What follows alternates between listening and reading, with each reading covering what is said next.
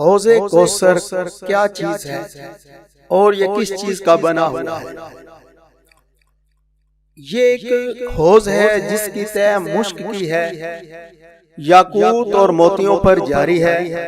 حوض کوثر نبی کریم صلی اللہ علیہ وسلم کو مرحمت ہوا حق ہے۔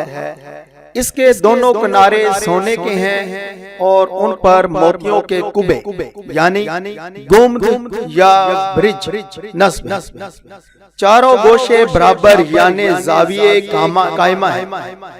اس کی مٹی نہایت خوشبودار مشک کی ہے اور اس کے برتن گنتی ہیں میں آسمان کے ستاروں سے بھی زیادہ ہے۔ اس کا پانی دودھ سے زیادہ سفید، شہد سے زیادہ میٹھا، مشک سے زیادہ خوشبودار ہے۔ جو ایک مرتبہ پیے گا پھر کبھی پیاسا نہ ہوگا۔